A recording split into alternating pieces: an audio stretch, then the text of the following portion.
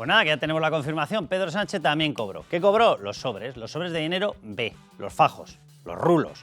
El dinero, con las chistorras, con las lechugas. Ellos dicen que no es dinero B. Ah, no. ¿Y desde cuándo se paga? En fajos, en sobres. Luego ya lo mejor ha sido lo de la portavoz, una de las portavoces del Partido Socialista, diciendo son tan transparentes que tienen ventanita. Ah, sí. ¿Y por qué no forman parte de la contabilidad A?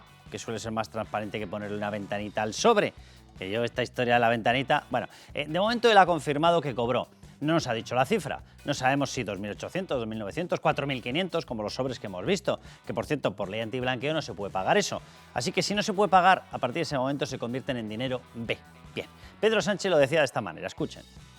¿Usted recibió este tipo de liquidaciones de gasto en su momento, en su trayectoria en el Partido Socialista? Pues mire, yo como secretario general del Partido Socialista no era algo habitual en mí, pero seguro que en alguna ocasión pues he tenido ese tipo de liquidaciones de gasto. Es que no hay ningún indicio que apunte a una supuesta financiación irregular del Partido Socialista. Pone una cara de asco cuando habla de los fajos, que seguro que no es la cara que ponía cuando se los daban. Que además me hace mucha gracia ese tipo de liquidaciones de gasto.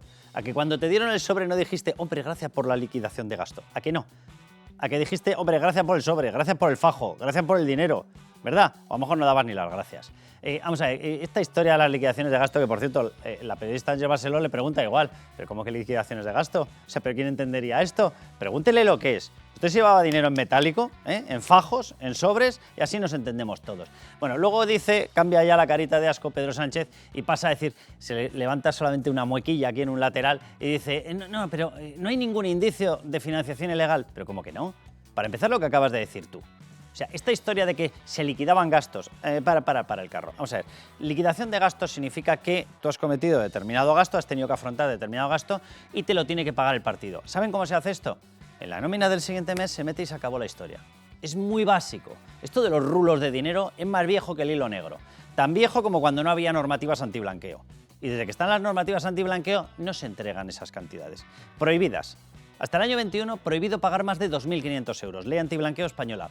A partir del año 21, ley 11-2021, 1.000 euros directamente. Se bajó de 2.500 a 1.000 euros. Y los pagos ahí hemos visto de 2.800, 2.900, 4.500, con una alegría. Ahí va toda la charcutería entera. De la chistorra al chorizo, que es la verdadera historia. Una historia de chorizos. Pero vamos con todos los indicios, porque según él no hay nada. Pues para no ver nada hay toneladas. Venga, ¿qué es lo que tenemos ya totalmente certificado por los informes y la investigación de la UCO? Todo un circuito de fajos y sobres organizado por secretarias oficiales del PSOE. Según él, no hay ningún indicio y nadie se enteraba. ¿Que nadie se enteraba? Pero si pasaban por las secretarias oficiales, que de hecho tenían frases, por ejemplo, entre ellas, o avisando a los cargos diciendo, por favor, que vengan ya los cargos, que no quiero tener tanto dinero en el cajón. ¿Tanto dinero en metálico? ¿Tanto como cuánto? ¿Tanto como cuánto? Porque si la ley antiblanqueo te dice que no puedes tener más de 1.000 euros en metálico, ¿tanto como cuánto?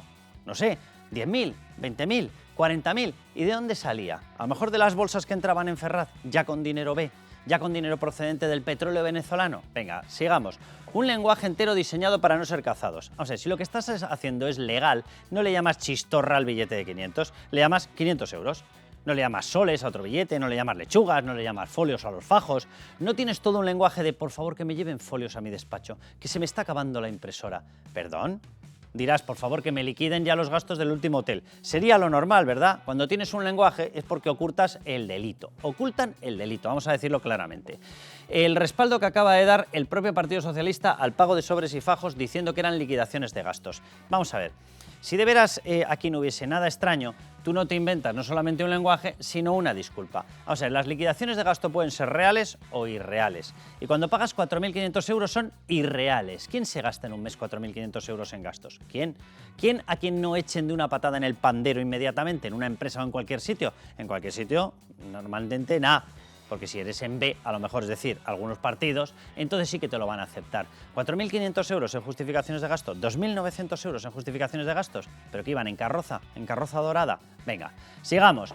El incremento de gastos de Ábalos que solo puede ser explicado con los fajos. A ver, atención, simultáneamente al incremento de gastos en prostitutas, en quiero una habitación con vistas al mar en Turquía, con una cama king size, quiero no una prostituta sino 2 a la vez, quiero que me pongan no sé qué, todos estos gastos maravillosos, un piso para la prostituta número 1, Loca 1, también llamada así, por cierto, también a Jessica la llamaban la 20 minutos, un día nos lo explicarán, porque es que son de finos ellos.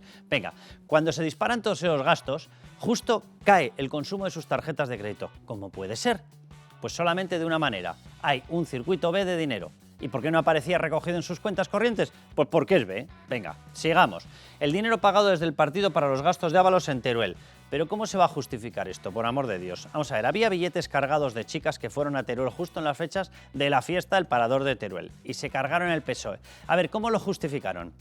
No sé, ¿adoctrinamiento en materia filofeminista ultrarradical? ¿O cómo lo justificaron? ¿Vamos a divulgar el movimiento woke verde en Teruel? ¿Qué es lo que justificaron para enviar chicas pagadas con billetes de tren que se cargaron al Partido Socialista? ¿Cómo lo van a justificar? Venga, sigamos. El cobro de 21 sobres por Cerdán tras llegar al cargo de Ábalos. Oye, debió gastar lo que no gastaba en su vida. Según ocupa el cargo de jefe de organización del PSOE, se le debieron disparar los gastos porque cobró 21 sobres todos seguidos. De verdad, o sea, pero pretenden que nos creamos esto. Y dice Pedro Sánchez que no hay indicios. La ausencia de 95.000 euros de Ábalos en la contabilidad del PSOE. El famoso incremento de 95.000 euros, no hay ni rastro de él en la contabilidad del PSOE. ¿De dónde lo sacó? ¿Del aire? ¿Llueven billetes? ¿Llueven chistorras? Pues vaya grasilla que deben dejar.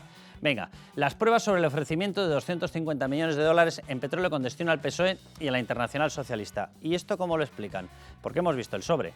Y el sobre era un sobre enviado por Delcy Rodríguez a través de Víctor Aldama y consistía en: el Partido Socialista en España tiene que cambiar su discurso. Vamos, tiene que respaldar de facto a la dictadura bolivariana y tiene que dejar de apoyar a Juan Guaidó. ¿Qué es lo que pasaba ahí? Que Juan Guaidó es del Partido Socialista en Venezuela, de la Internacional Socialista en Venezuela, y tenían que traicionarle. Y a partir de ahí diseñaron un mecanismo. ¿Qué es lo que más le gusta a la gente del PSOE? Pues que les paguen. ¿Cuál fue el mecanismo? 250 millones de euros en cupos de petróleo, que tenían que pasar por el PSOE y acabar en el resto de partidos de la Internacional Socialista. Hemos visto el sobre existe. ¿Cuál es la explicación, señor Sánchez? Aparte de la obvia. Venga, sigamos. Los presuntos cobros de las obras públicas. Según el juez, esto se eleva a más de 5 millones de euros. Ya sabemos que una parte pasaba por Santos Cerdán. ¿Por qué? Porque hubo adjudicaciones que fueron a Servinávar, y de Servinávar prácticamente la mitad, el 45%, era del propio Santos Cerdán. Es decir, ya sabemos que ese dinero llegó a los bolsillos de Santos Cerdán. A partir de ahí, ¿dónde está? Porque si no está en las cuentas de Santos Cerdán, que no ha aparecido, estará en las del partido, digo yo, o es que está en el extranjero, que nos lo expliquen ellos, ¿verdad? Venga, y el envío de dinero a la casa de Ábalos, que ha sido el último hallazgo, las famosas cajas llenas de fajos, de lechugas, de chistorras, ahí había de todo. ¿Esto cómo lo explican? ¿Y saben por qué sabemos que salió del PSOE? Porque es que hay mensajes. Mensajes de Ábalos diciendo: por favor, recoged eso y ese dinero a mi casa. Y resulta que ha aparecido en su casa. ¿Todo esto no le parecen indicios, señor Sánchez?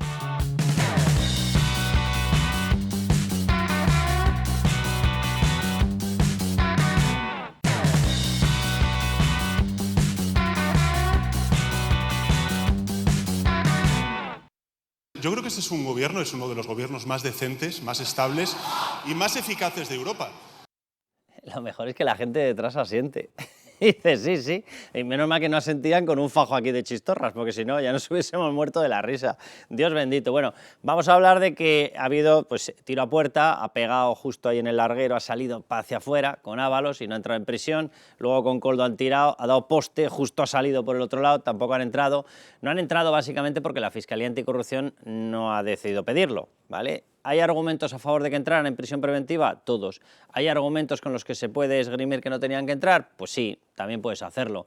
¿Había riesgo de fuga? No es una opinión mía, es que lo que están diciendo en los propios autos, en el de José Luis Ábalos y en el de Koldo García Izaguirre, es que el riesgo de fuga era creciente.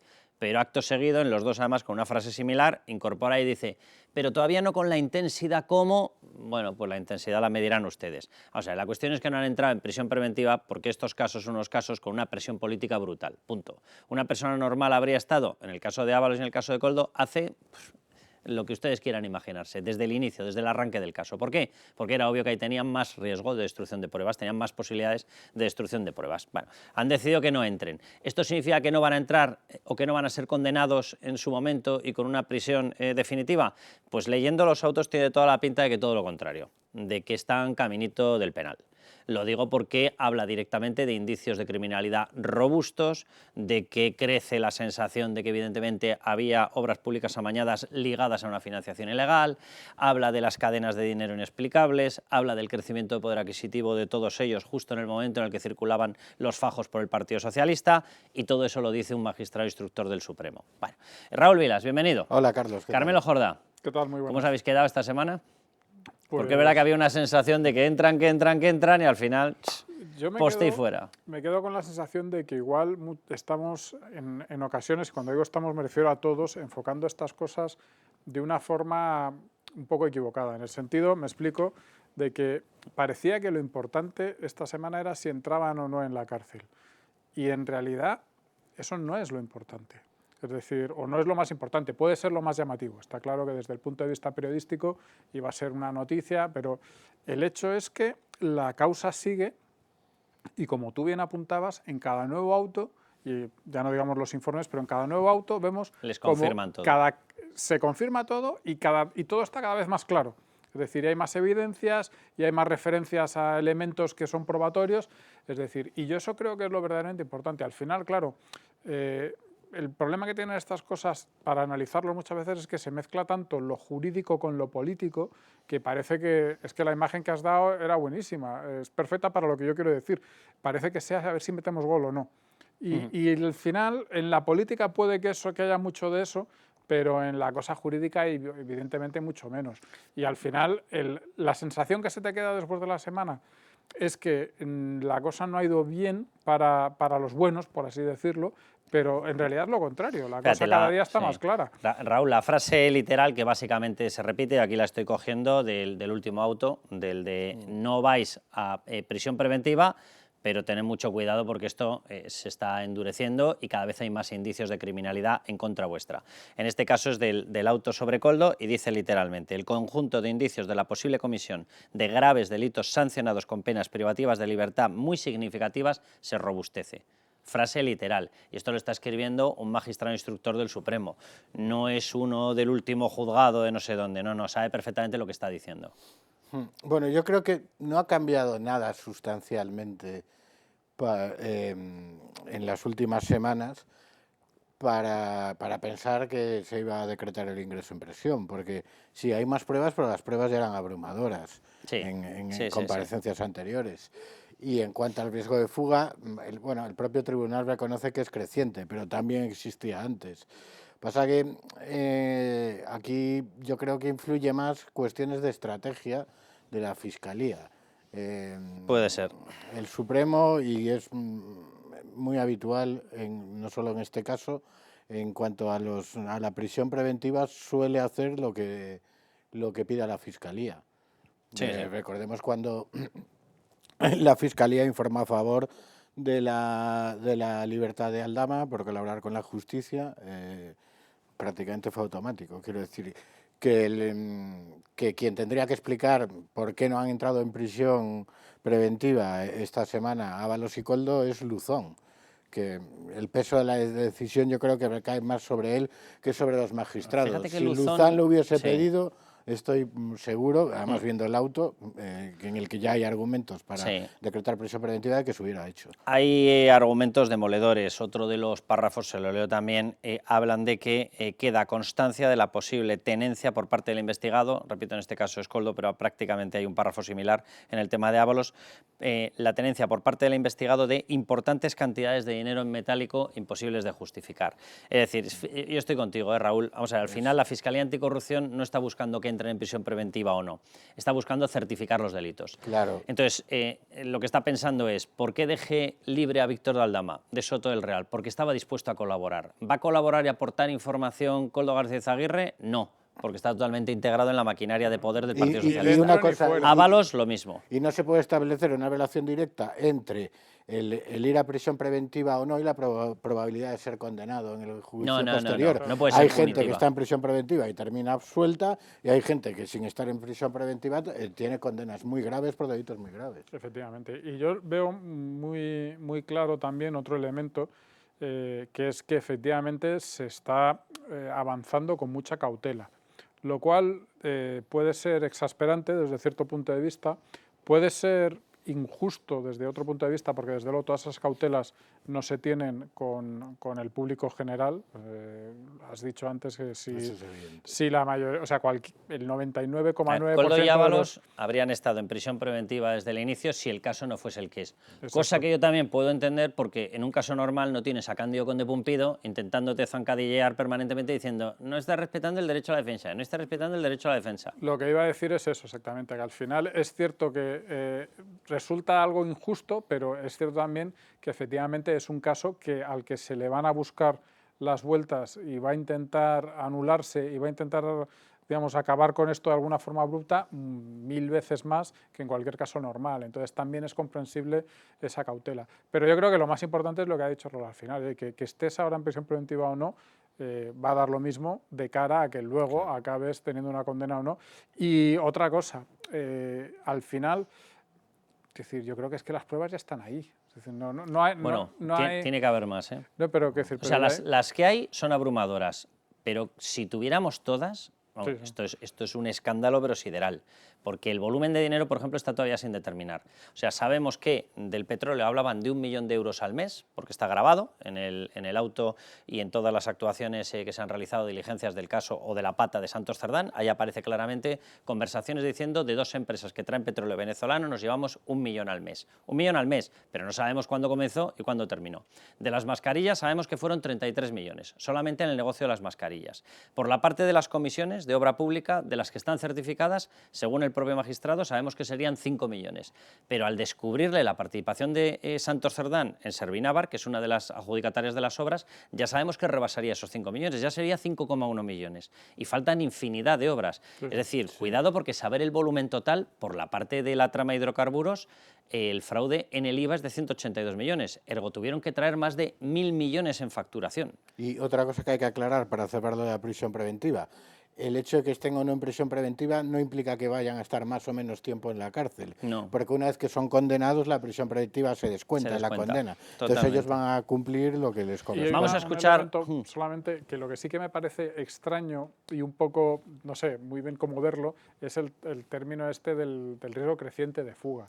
Porque a partir de ahí, es decir, ¿quién mide cómo va creciendo, dónde llega y qué pasa si se fuga? Esto ya es mi sensación. Ahora, en un momento, vamos a hablar con Luis María Pardo, que es Acusación Popular, Justicia Europa, y que está ahí dentro y está viendo las caras y las expresiones, por lo tanto nos lo puede contar mucho mejor. Pero mi sensación es que Leopoldo Puente, el magistrado instructor del Supremo, quería meterlos en prisión preventiva. Pero claro, él argumentarlo si la Fiscalía Anticorrupción no te lo respalda es complicado. ¿Y qué pasa? El fiscal Alejandro Luzón, anticorrupción, jefe anticorrupción, no quería meterlos. Lo que quiere es certificar el caso. Y a él le importa 3 pimientos y saben perfectamente que van a tener menos presión política si no están en prisión preventiva. ¿Por qué metió a Santos Cerdán o por qué metieron a Santos Cerdán? Porque Santos Cerdán aparece en el caso justo al inicio, cuando ya tienen todas las pruebas recabadas de Ábalos y Koldo. Y en ese momento sí pueden evaluar que él tiene un riesgo de destrucción de pruebas muy potente, porque acaba de aparecer toda una batería nueva de pruebas. Por eso lo metieron en prisión. Y luego ahí cometió un error el Partido Socialista, es decir, Pedro Sánchez lo mantuvo en el cargo. ¿Os acordáis? En el último congreso lo mantiene en el cargo. Si sigue en el cargo, tiene riesgo de reiteración delictiva. Ahí cometieron un error desde el punto de vista jurídico brutal. Al dejarlo en el cargo, argumentaron ellos solos la prisión preventiva para Santos Cerdán. Pero bueno, vamos a ver a Óscar Puente, que da otro tipo de explicaciones jurídicas. No he visto ninguna bolsa con dinero, ni yo le digo, que las ha visto usted al llegar, por la explicación que le ha dado, sí le digo que esa casa tiene un despacho con su impresora, con su ordenador y demás, y claro, hay folios. Eso es lo que le digo. Más no le puedo decir. O sea, debe ser el único personaje que sigue justificando que los folios son folios, las chistorras son chistorras, las lechugas son lechugas. Debe ser el único. Me parece alucinante que se ría. No he visto bolsas con dinero. Pues a ver, hay fotos. Hay testimonios de gente que hay ha dicho bolsas, que hay cajas, hay que fajos, las ha hay llevado. sobres. Es decir, o sea, ¿cómo te tomas esto a cachondeo? Es tan evidente que es la jerga de un grupo de delincuentes. Ya, pues además es que todos lo sabemos. O sea, hay fragmentos maravillosos en los que dice, oye, que te traigo 200 chistorras, cámbialas. ¿En qué las cambias? ¿En panceta? ¿En morcilla? ¿En chorizo? ¿En longaniza? ¿Qué tontería me están diciendo? Y si fuese dinero legal y no hubiese nada, porque van a decir chistorras y no... Que sí, hombre, que sí, Nana, sí que esto es ridículo. Esto es Puente, es Óscar Puente, es el nivel con el que se llega ahora a ministro. Esto es una nueva moda socialista y se llega siendo así y ya está. Por cierto, que Óscar Puente, él debería dejar de reírse un poquito, porque como continúe la investigación, que lo va a hacer, de las obras públicas amañadas, cuidado. Lo digo porque Koldo García Izaguirre pidió a Santos Cerdán, justo cuando se cambia a Raquel Sánchez como ministra de ese mismo ministerio, el de Transportes, y se mete Óscar Puente, le solicitan que mantenga a 2 personas en cargos públicos. Bueno, pues las 2 personas se mantuvieron. ¿Y quién las mantuvo? Óscar Puente. O sea que tanta risita, a ver si va a tener el que dar explicaciones por allá. Pero es risa nerviosa. No lo sé, yo sinceramente creo que ahí y ya veremos si no aparecen más fotografías extrañas y demás, que hay más gente. Pero bueno, no sé si tenemos ya conexión con Luis María Pardo, a ver si nos está escuchando ya. Luis María. Hola Carlos, buenos días. ¿Cómo estás, Luis María? Muchísimas gracias por atendernos.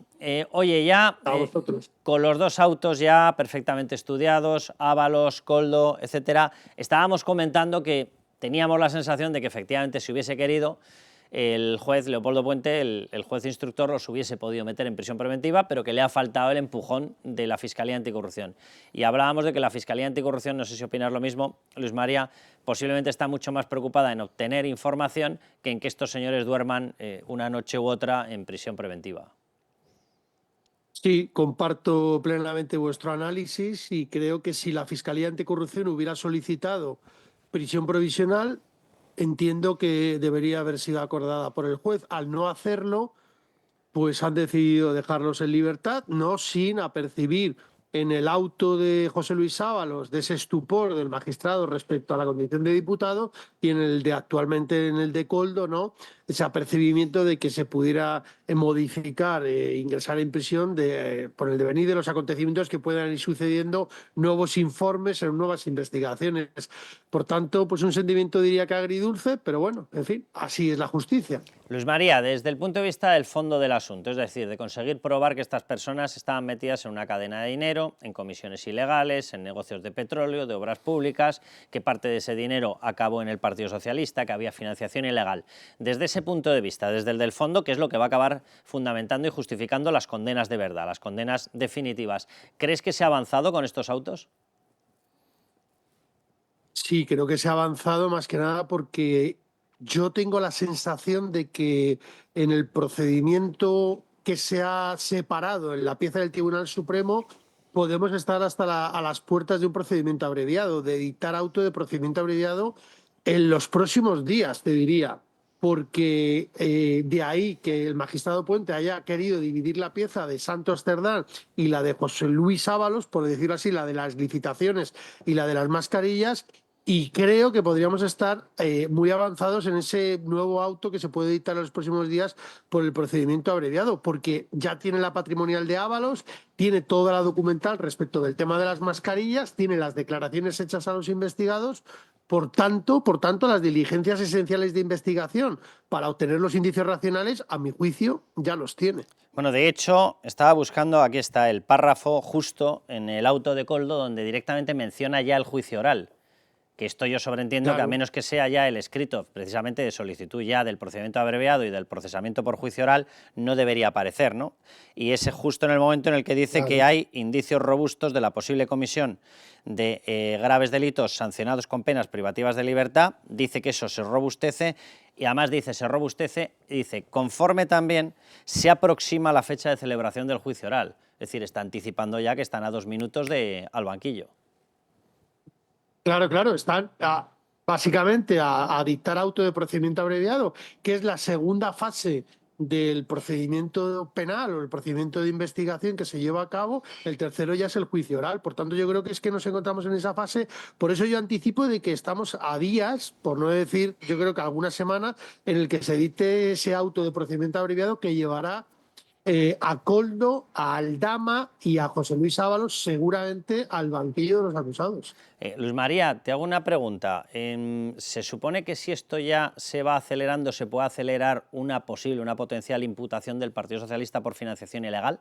Porque claro, si les mandas, en los autos se hace alusión al tema del dinero, los fajos, las chistorras. Si les mandas por eso y consideras que había un circuito dentro del Partido Socialista, se le podría imputar ya.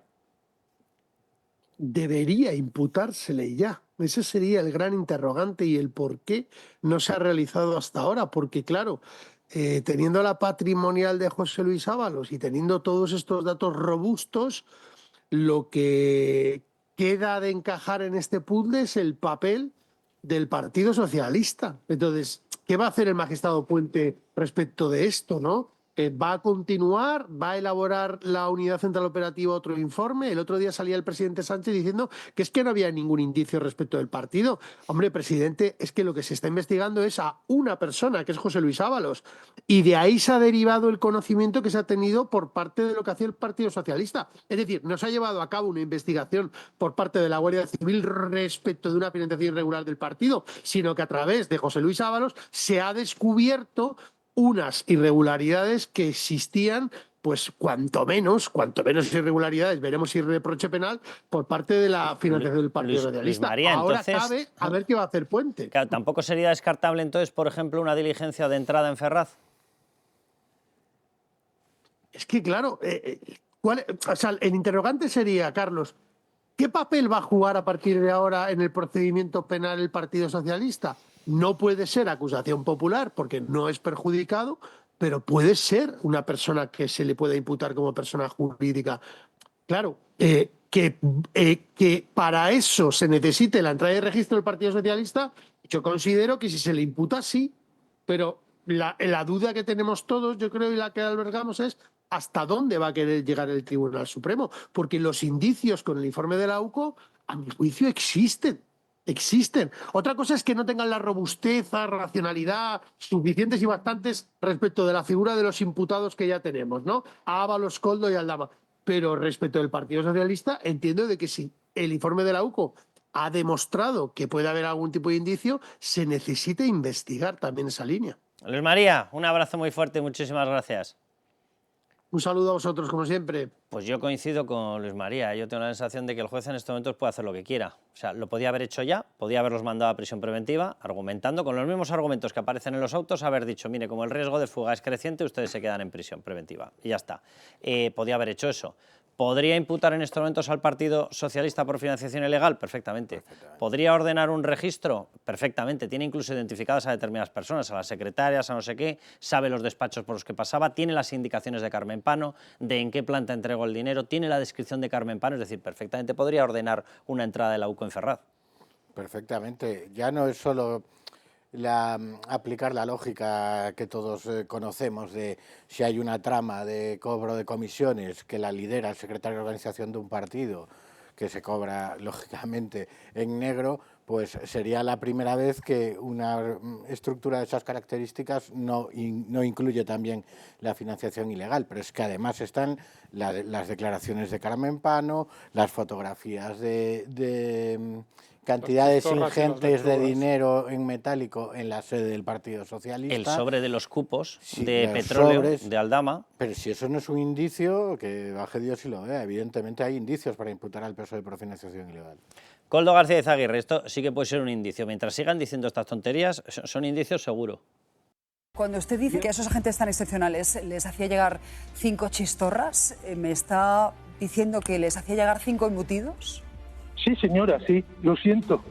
Y lo voy a demostrar, ya lo siento, de verdad, es que ustedes no se dan cuenta de lo que están haciendo. Ustedes quieren hacer por un vocabulario que se utiliza a organización criminal y hay un error. Bueno, no se preocupe que ahora le vamos a explicar, señor Koldo García Izaguirre, las toneladas de pruebas que hay.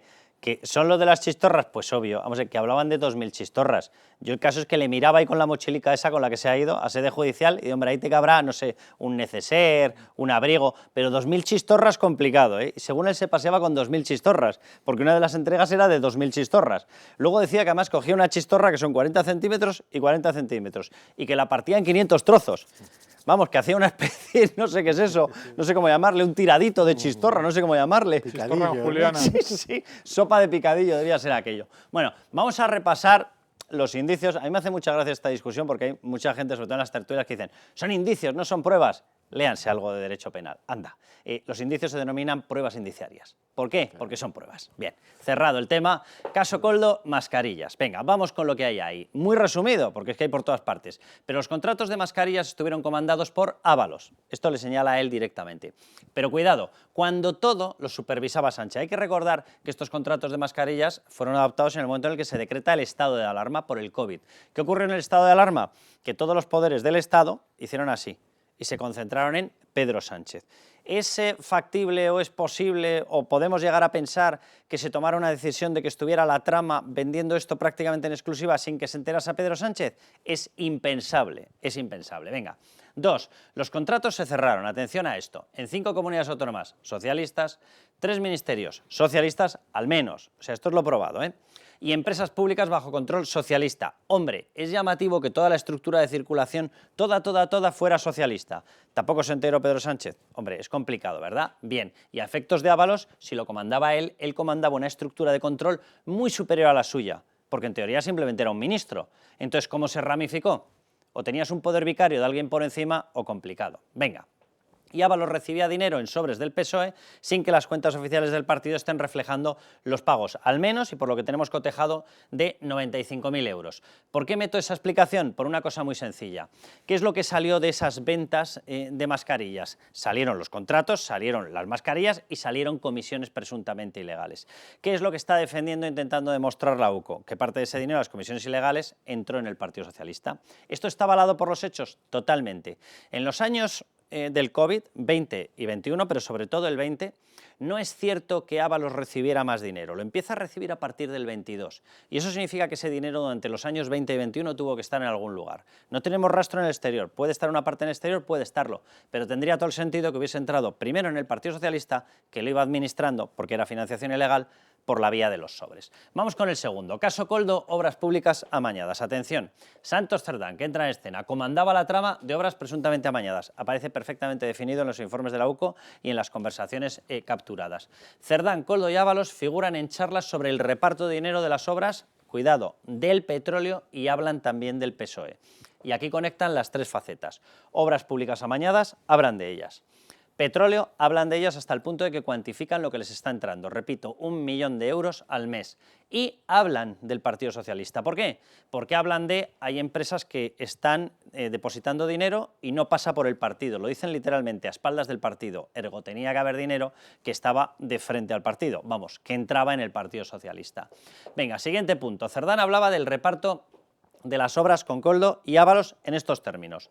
Ganaderías, es decir, tenían identificadas distintas empresas y dependiendo de quién vinieran, es decir, si venían de Ábalos era la ganadería de Ábalos, si venían de Santos Cerdán era la ganadería de Santos Cerdán, hasta el punto de que se habían repartido los cupos y Santos Cerdán, por ejemplo, tenía el cupo vasco y el cupo navarro y allí era el que presuntamente cobraba las comisiones ilegales por las obras amañadas. Bien, y luego hablaban lo que ya les he dicho, que cobraban a espaldas del partido. Esto surge en una bronca en la cual Santos Cerdán le dice a Ábalos que ya está bien y que sabe perfectamente que él está introduciendo empresas en el circuito de obras públicas amañadas y que sin embargo está cobrando sin aportar al partido y se lo expresa con esta fórmula, a espaldas del partido. Atención a esto, Santos Cerdán recibió obras él mismo. No solamente es que las amañara presuntamente y cobrara comisiones, es que él formaba parte de Servinavar, con lo cual las adjudicaciones a Servinavar eran adjudicaciones a él en un 45%. Solamente por este concepto Santos Cerdán habría cobrado 5,1 millones de euros ya acreditados. Y aparecen mezclados pagos procedentes del petróleo venezolano. Esta rama prácticamente todavía no se ha empezado a investigar, por un motivo obvio, a ver quién investiga en una dictadura chavista. Es complicado, ¿verdad? Vale, pero la evidencia de las conversaciones es totalmente aplastante. Es decir, ahí hablan abiertamente del petróleo que está entrando, citan 2 empresas, citan cómo se lo reparten, etc. Vamos con el caso de Europa, que de momento se niegan a abrirlo. Por cierto, en uno de los últimos autos de Leopoldo Puente, en concreto en el de Ábalos, en el que le dice que no tiene que entrar en prisión preventiva, cuidado porque vuelve a mencionar el tema de Europa. De hecho, da por probado un pago. ¿Cuál? El de una casa de vacaciones, Villaparra, en Marbella. Pues si das por probado el cohecho, tiene que haber negocio negro. Y el negocio negro era que se le habrían pagado esas vacaciones en ese chalet, por cierto, pegado a un prostíbulo. ¿Por qué? Lo dicen literalmente, por las molestias ocasionadas, y se están refiriendo a las negociaciones del rescate de Air Europa. Venga, vamos con las pruebas. Sánchez aprobó personalmente el rescate de Europa, totalmente probado. Tenemos las actas del Consejo de Ministros. Begoña Gómez estuvo en reuniones con Air Europa en pleno rescate, lo ha admitido hasta la compañía. Las llamadas y chats de la UCO revelan que el rescate se dio tras mediar el matrimonio presidencial, antes de ser solicitado oficialmente, 16 de julio, en mitad de la tramitación, en verano, cuando se atascaba, Hidalgo llamaba a Begoña Gómez, y después en unos chats que no deberíamos haber visto, digo, porque no deberían haber existido, no porque no tengamos que investigarlo periodísticamente. Esos chats en los cuales Pedro Sánchez le dice a Ábalos, se lo vamos a dar, eso no debería haber existido antes del Consejo de Ministros, porque no debería estar él opinando de todas estas cosas, y lo hizo antes del Consejo de Ministros, en el que tampoco debería haber estado por la relación de su mujer. Venga, Sánchez elevó la cuantía en 75 millones de euros durante toda la tramitación, es decir, si buscamos un supuesto móvil de comisiones, lo puede haber perfectamente. Y Guacalúa, del Grupo Air Europa, patrocinó gastos del Africa Center de Begoña Gómez. Todo lo que les he citado es de lo que se ríe Óscar Puente. No sé si porque lo desconoce, no sé si porque le da igual, no sé si porque tiene un umbral de corrupción elevadísimo, él sabrá por qué. La cuestión es que todo esto, y mucho más, esto es un resumen, son pruebas ya totalmente certificadas y que, como dice el magistrado Leopoldo Puente, son robustas. Hombre, son pruebas muy robustas.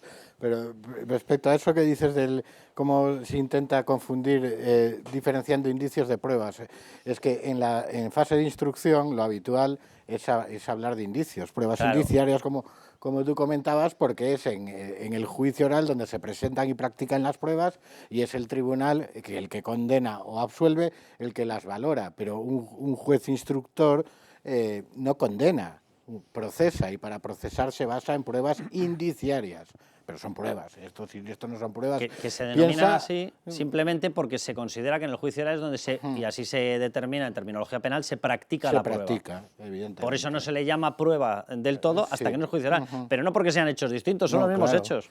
Y luego, ¿a qué se refería María Corina Machado cuando dice las consecuencias para España de la caída del régimen de Maduro? Lo digo por lo que acabamos de ver. Probablemente por ahí vayan los tiros.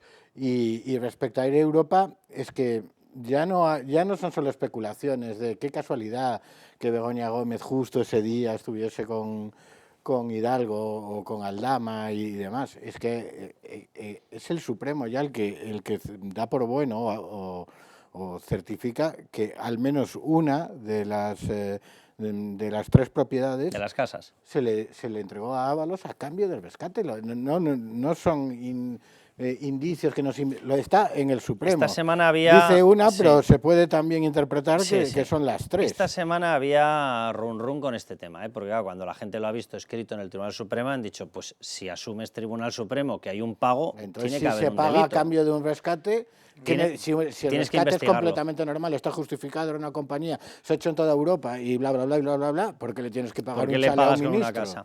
Te doy la palabra ahora, pero déjame que cojamos un poquito de oxígeno con Bancamar. Bancamar, nuestra solvencia, su tranquilidad. Patrocina este espacio.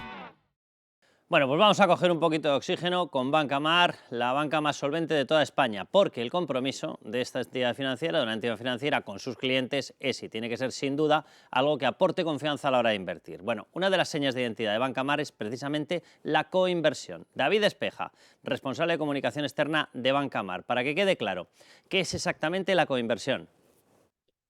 Hola Carlos, así es. A la hora de invertir la confianza es fundamental y en Bancamar nos apoyamos en dos pilares que son muy importantes.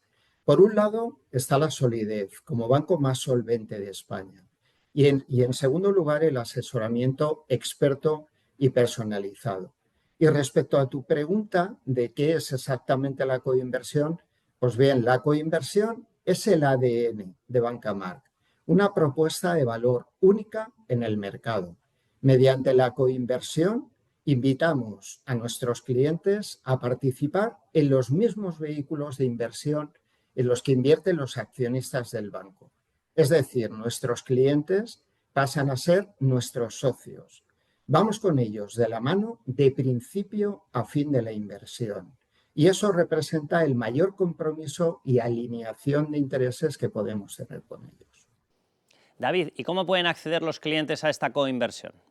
Pues mira, Carlos, pueden hacerlo de 3 formas diferentes. Una totalmente líquida, es decir, el dinero está disponible para los clientes. Y eso lo hacemos a través de las SICAVs institucionales, como son Torrenova, Yuc y Belver, que responden a los 3 perfiles de riesgo, desde el más conservador al más decidido. Y estas SICAVs están gestionadas desde hace más de 20 años y con más de 1.900 millones de euros bajo gestión. Otra opción es coinvertir a través de proyectos no líquidos, es decir, el cliente no tiene disponible su dinero al momento, y son inversiones en economía real, como por ejemplo la inversión inmobiliaria en activos hoteleros, o podría ser también, otro ejemplo, la financiación de compañías tecnológicas. Todas ellas cumplen un requisito, y es que son inversiones de alta especialización. Y una alternativa más de coinversión sería hacerlo de la mano de nuestra gestora Mark Private Equity, en la que se invierte a través de fondos en los que el 100% de la inversión es internacional y en diferentes sectores. David, la fórmula de la coinversión, ¿en qué se diferencia de otras alternativas similares que pueda haber en el mercado? Pues bien, Carlos, Banca Mark es pionera en su apuesta por los activos alternativos, con una trayectoria ya de más de 20 años. Y la diferencia fundamental es que creamos productos para que inviertan nuestros accionistas y posteriormente damos la posibilidad de entrar a los clientes que quieran coinvertir con nosotros. Desde hace años, Banca Mark está inmersa en la búsqueda continua de potenciales inversiones alternativas. Lo que hacemos es analizar muchas opciones de inversión en el mercado nacional, pero también en el internacional, siempre de la mano de los socios más prestigiosos. Y finalmente lo que hacemos es seleccionar y desarrollar solo aquellos proyectos que encajan por tipo de activo, por sector y por el momento de mercado. Y otro aspecto que también nos distingue es que en Banca Mark la inversión en los mercados privados representa un 13% del patrimonio total que gestionamos, mientras que la media del total de las entidades de gestión patrimonial española es del 3,6% según los datos recopilados por Funds People a cierre de 2024. Estas cifras lo que demuestran es el compromiso y el esfuerzo de Banca Mark por coinvertir junto con sus clientes, algo que no siempre sucede en otras alternativas que existen en el mercado. Y para finalizar, David, ¿nos puedes dar algunos ejemplos de coinversión de este mismo año? Claro, Carlos, las opciones son variadas y dependiendo de la coyuntura económica abarcan diferentes tipos de activos y líquidos, como pueden ser el venture capital, el capital riesgo, la deuda privada, el inmobiliario o las infraestructuras. En conjunto se convierten en un excelente complemento para esquivar las volatilidades e incertidumbres económicas. Pero respondiendo a tu pregunta, para concretar, te doy unas breves pinceladas con 4 ejemplos, 3 de ellos que además pertenecen a este mismo año. Por un lado está Claret, un fondo que tiene por objeto la financiación de compañías tecnológicas europeas de rápido crecimiento. También está Hospiten, una operación en la que Banca Mark adquiere una participación mayoritaria de un inmueble que próximamente albergará un nuevo hospital gestionado por este grupo hospitalario. Un ejemplo más sería la colaboración entre Banca Mark y Meliá con la adquisición de 2 grandes hoteles en Mallorca y Tenerife, gestionados por Meliá, con los que esperamos impulsar aún más la calidad y la rentabilidad, incrementando la generación de valor tanto para accionistas como para clientes.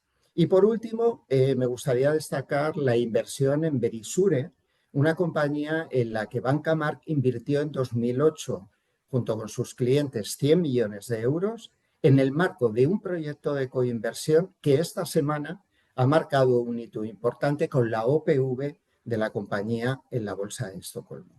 De esta manera, Banca Mark pone al alcance de sus clientes la oportunidad de invertir en estrategias que de otra forma solo estarían al alcance de los grandes inversores. Pues muchísimas gracias, David, muchísimas gracias por supuesto a Bancamar y nos volvemos a la tertulia. Bancamark, nuestra solvencia, su tranquilidad. Ha patrocinado este espacio.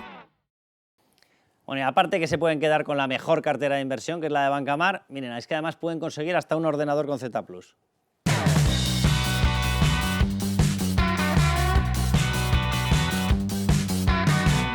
El trabajador español medio destina más de la mitad de su salario a impuestos, pero ampliamente más. Bueno, saca partido a esa voracidad fiscal. Consigue un ordenador nuevo y una web profesional por 0 euros, sin adelantar ni un euro, literalmente. Bueno, reserva el tuyo en ordenadorlibertad.es o en él, te digo los números, 699-090-675.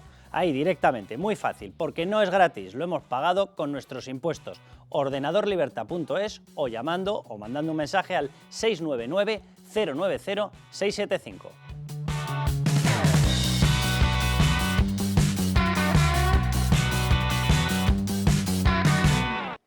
Carmelo, nada, ponme el cierre. A ver, yo quiero resaltar una cosa, que es que estamos hablando de delitos no solo cometidos por particulares, no solo cometidos por particulares en el entorno, dentro del gobierno, sino que estamos hablando de delitos que requieren y que implican una estructura de partido y que requieren e implican decisiones del Ejecutivo.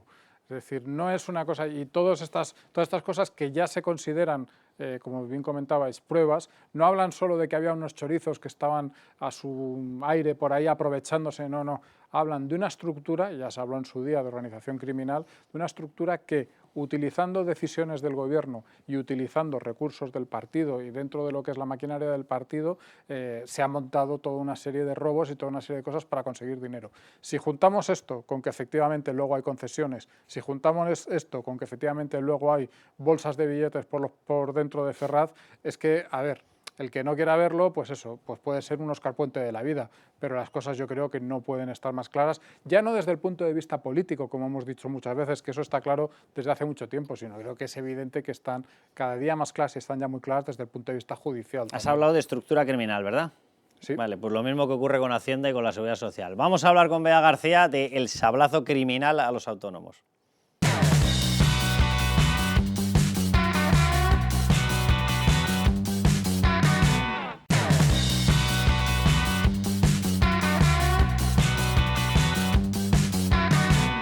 Bea García, bienvenida. Muy buenas. A ver, bienvenida tú. Desde luego el pedazo de guantazo que le ha pegado el gobierno de nuevo a los autónomos con las cotizaciones sociales de bienvenido no va a tener nada. No. O sea, esta gente yo de verdad empiezo a pensar que está mal, pero mal. O sea, tú no puedes freír a impuestos permanentemente, a cotizaciones a todo el mundo. Y en el caso de los autónomos, ¿cuántas llevan ya? ¿Cuántas subidas llevan? Pues, ¿5 o 6? En el gobierno de Pedro Sánchez les han subido los impuestos a los autónomos prácticamente desde que llegaron. ¿Eh? Pero sí que es verdad que esta actualización de cuotas... O sea, lunes, miércoles y viernes se los suben. Y martes, claro, jueves y sábados se los ascienden. Sí, esta actualización de cuotas ya estaba prevista, sí, estaba al caer, por así decirlo, porque nos acercamos a 2026 y los autónomos no sabían lo que tenían que pagar el año que viene. Pero esto es un poco como la parábola de la rana. Han metido a los autónomos como una rana a cocer, han empezado con agua fría. Empezaron con agua fría en el año 2023, ahí empezó todo, y ahora pues ya les está quemando, claro, a este colectivo les han actualizado las famosas tablas y se está, bueno, pues esto es más de sapo, achicharrando. ¿no? Sí. Esto es más que de rana, es de Sí. sapo que te escupe. Y la idea fue de José Luis Escrivá. Reformó las pensiones, pero también reformó, bueno, le dio un giro de 180 grados a las cotizaciones de los autónomos, al sistema de los autónomos, que en el fondo lo que consiste es que los autónomos han dejado de ser autónomos en España, han perdido pues toda su autonomía. ¿Y qué decía José Luis Escrivá? Bueno, pues cuando él en el año 2022, porque el gobierno lo hace todo, bueno, pues de forma civilina, poquito a poco y que no se note mucho para que no se me rebelen.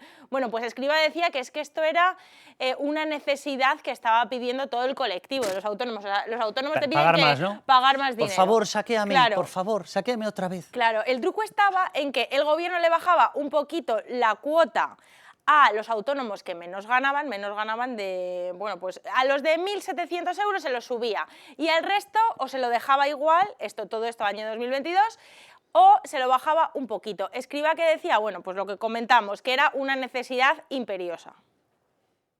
Es una reivindicación, como decía, histórica del sector. La verdad es que con toda la heterogeneidad que tiene el sector, con cada una de las asociaciones, pues tiene ángulos complementarios.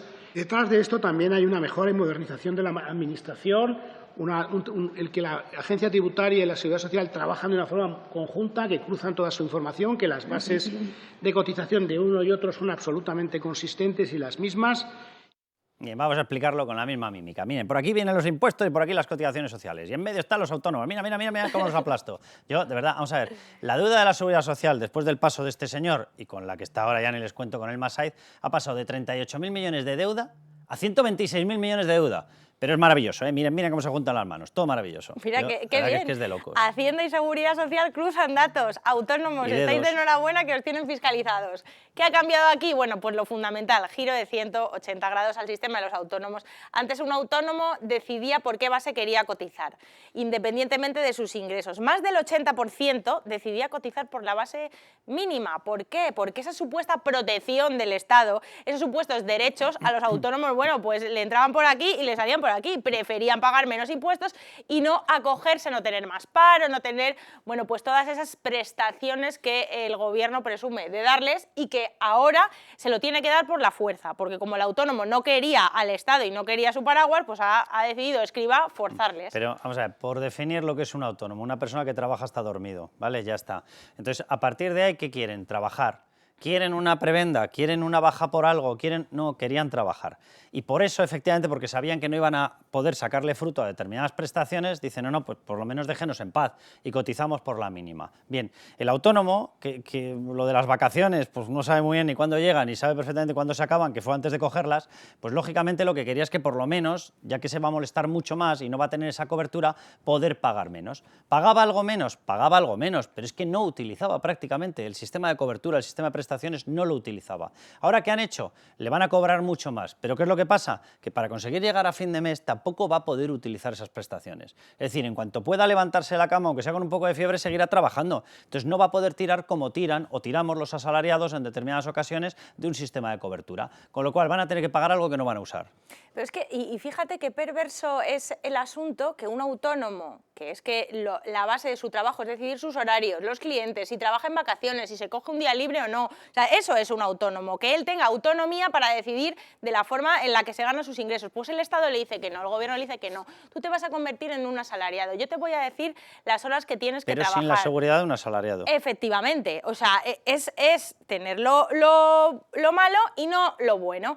Entonces estamos ahora mismo en este modelo. El modelo donde está desincentivo a la generación de riqueza. Si el autónomo gana más, como ahora tiene que pagar lo que el Estado le diga, pues va a tener que pagar más cuotas. Pues yo a lo mejor, esto es lo que ha pasado en los últimos 3 años, a partir de los 1.700 euros todas tus cuotas aumentan. En 2022 un autónomo pagaba al mes pues como unos 294 euros. Cuidado que hay que explicar una cosa, que 1.700 alguien estará diciendo, bueno, en sueldo, vamos a ver, para empezar en sueldo ya es poco, ¿vale? Pero imagínense sacar una familia con este sueldo. Pero es que, cuidado, esto no es sueldo, esto es facturación. Eso es. Que son dos conceptos muy distintos, ¿vale? Que el autónomo cuando se mueve con su coche. Que el autónomo cuando cambia de ordenador es el ordenador suyo. Que el autónomo cuando usa un móvil es el móvil suyo. Que el autónomo la luz que consume es la suya. En la línea de teléfono la suya. Todo es lo suyo. Es decir, estos 1.700 de aquí hay que empezar a descontarles cosas que los asalariados pueden tener porque se los pone la empresa. Y si empiezas a descontarlo, pues de 1.700 lo mismo te quedas en 1.100. Vale, pues de 1.100, atención al palo. Efectivamente, pues el primer año ya empezaron los autónomos en 2023 de más de 1.700 euros, los anteriores pagaban más o menos lo mismo. Y ahora es cuando viene la sorpresa, porque la sorpresa ahora nueva es que ahora todos van a pagar más. Esto han empezado poquito a poco, pero ahora viene la sorpresa. Bueno, pues con 1.700 euros, como dice Carlos, unos ingresos que a lo mejor hay alguna cosa que te intentas deducir en Hacienda, pero si hay algún autónomo viéndonos, pues que seguro que sí, que intenten deducirse el IVA en Hacienda, que intenten deducirse el gasto, no sé, pues de la luz, de internet, todo. De lo que sea. Y te acabas gastando mucho más que la deducción en abogados para defenderte de Hacienda. Que lo intenten. Bueno, pues a ese autónomo humilde, ese autónomo con unos ingresos de 1.700 euros, hay muchísimos más ejemplos, pues ya en 2025 tenido un sablazo de 672 euros. En 2025 ya paga una cuota de 3,50. Comparada con los 294 que pagaba antes de la reforma, bueno, pues el susto es evidente. Los autónomos que más ingresan, cada vez más. El palo ha sido más gordo. ¿Y qué ha pasado aquí? Que el gobierno lo que pretendía era establecer una subida de cuotas a largo plazo, pero no le salió muy bien la jugada y dijo, bueno, pues lo hacemos hasta 2025. Ahora en 2025, bueno, pues te explico las nuevas cuotas del nuevo trienio. Vamos a volver atrás y vamos a explicar también una cosa que ha pasado en el año 2024. Entra en vigor esta reforma y hablamos de incertidumbre constante. ¿Por qué? Porque los autónomos ya no les vale con tener que asumir toda la carga burocrática que tenían que asumir hasta ahora. Ahora tienen que decirle al Estado lo que ellos van a ganar en los próximos meses. O sea, no sabes ni lo que vas a ganar esta semana o este día, porque no sabes si el proveedor te va a pagar, si Yolanda Díaz te va a volver a subir el SMI, si ya va a haber una reducción de la jornada laboral. No, pues tienes que anticiparle a la Seguridad Social lo que va a pasar. Y este año, 2024, el año que ya dejamos en curso ejercicio completo, ha sido una completa locura a nivel de la administración de los autónomos. Se han encontrado con muchísimas sorpresas, les han llegado cartas a casa, la Seguridad Social les ha exigido más dinero de lo que ellos pensaban que tenían que pagar y el año 2025 pues estamos a puntito de acabarlo y va a ser lo mismo. Han conseguido que Seguridad Social y Hacienda, lo que antes no pasaba, se alíen en contra de los autónomos y tenerlos completamente fiscalizados desde dos ministerios completamente distintos. Ha habido otro palo adicional, ¿eh?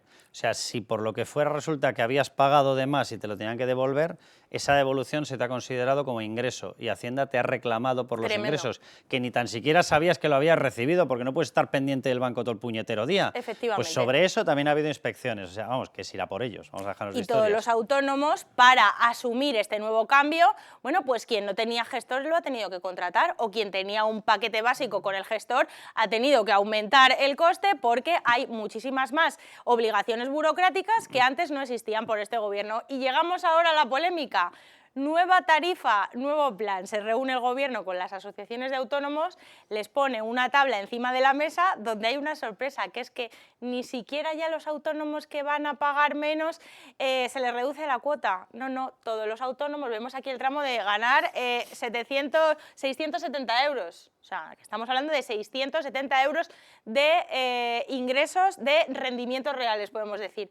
Bueno, pues tu cuota va a aumentar. Si en 2025 pagabas 200, 2026 217, 2027 234 y 2028 252. Y decimos, bueno, ¿qué quiere hacer el gobierno? Y así vamos en los autónomos de tramos de más de 6.000 euros al mes, que son, bueno, pues pocos. Directamente se duplica. Se duplica la cuota. Hasta el 28 se duplica. Ese autónomo que puede empezar a pagar o está pagando en 2025 590 euros de cuota a la Seguridad Social, que es bastante grande, al final de los 3 años estaría pagando 1.200 euros de cuota. Bueno, que con tramos de 2.700 euros al mes tienes incrementos de prácticamente el 50%. El 50%, efectivamente. Es un sopapo, sí, sí, pero vamos. No hay autónomo en España dado de alta que vaya a pagar menos. Ya el gobierno ha cambiado de actitud. Antes, bueno, a unos pobrecitos les vamos a reducir un poquito la cuota y me lo llevo por los no, ahora el nuevo argumento que es maravilloso, que es cuando no puedes conseguir una cita previa en la administración, cuando los pagos de las bajas por maternidad llegan 3-4 meses después, que prácticamente te ha hecho la mili el niño, yo de verdad que es de coña. Cuando todo esto está fallando más que nunca te dicen, hombre, ¿qué queréis? Un servicio del bienestar y un estado del bienestar así tiene un coste, habrá que pagarlo, pero a ver, hijo mío, que tú eres el que dijiste que nunca jamás tocarías a los trabajadores, que tú tenías la pócima mágica y eras capaz de, y por el camino lo único que sabemos es que sale dinero en chistorras, en lechugas, en folios, en prostitutas, en rulos, en República Dominicana, y dice, ¿pero qué me está contando, por Dios? Y lo que además sacamos de aquí, de todo este plan, es la lectura de que el gobierno necesita dinero, está que no sabe gestionar nada. Está cediendo de cuotas. Y aquí se ve muy, en estas tablas se ve de forma clara lo que el gobierno quiere asestarle a un trabajador autónomo, pero no hay que recordar que los trabajadores que trabajan en una empresa del régimen general, por ejemplo, bueno, trabajadores que están contratados, trabajadores por cuenta ajena, la subida de cuotas es invisible, no se ve toda. O sea, tú ahora mismo la cuota de seguridad social que la empresa paga por ti, aquí se ve claramente lo que paga un autónomo, pero lo que paga una empresa por un asalariado no se ve. Que, por cierto, un debate paralelo, pero que se podría abrir para otro día a lo mejor. O sea, ¿no nos dijeron que con la entrada de los inmigrantes estaba solucionado el problema de la seguridad social? Oye, pues si estaba solucionado, ¿por qué tienen que ir subiendo incluso hasta el doble las cotizaciones? Ah, porque era mentira. Vale, y porque el inmigrante que está entrando no entra automáticamente para colocarse. Es más, en caso de que se coloque en un puesto de trabajo, ¿qué es lo que le ocurre? Que no tiene una adaptación real, que no tiene una base de formación real y, por tanto, cuando perdemos un trabajador en base máxima de cotización por su sueldo, nos entra uno en base mínima. Resultado, hay que cubrir este espacio. ¿Cómo se cubre? Con esto, con palos con a los que estaban. Porque es mentira. Lo que han contado es mentira. Si tú sustituyes a un trabajador que te genera 4.000, 5.000 euros al mes y lo sustituyes por uno de 1.200, 1.300, no se sustituye. Será un parche, pero no se sustituye, entonces no cuenten milongas, de verdad. Es que tú directamente lo que estás haciendo es echar a ese trabajador que gana un poquito más, ese trabajador cualificado, porque tú al final dices, ¿por qué voy a venir a España? Si es que a mí me están castigando constantemente por generar riqueza. Y aquí tenemos, bueno, pues ya la última tabla, que son unos cálculos, parecen así unos números demasiado liosos, pero lo que está claro es que, bueno, esto lo ha calculado ATA, es el aumento de ingresos que quiere conseguir el gobierno con estas cuotas que ha hecho ATA. Bueno, pues ver el número de autónomos que hay, el número de cuotas que se les pone a cada franja y que dicen, bueno, pues que en el año 2025 13.000 millones se van a sacar en cotizaciones sociales de los autónomos. En 2026, con las cuotas ya planteadas, nos vamos a 14.900 millones. 2027, cálculo de cuotas, pues 16.800 millones, muy bien, para la seguridad social ya en el año 2028, bueno, pues 18.744, estos son los cálculos, más o menos le va sacando unos 2.000 millones al año vía autónomos. Bueno, ya veremos si esto se lo cumple. Consigue, claro. Lo digo porque, claro, esta historia de que le pego al muñeco hasta que se le caiga la cabeza, cuando el muñeco pierde la cabeza ya no hay muñeco. Entonces, esta historia de yo te asaeteo con impuestos y con cotizaciones por todas partes, que tú vas a seguir trabajando.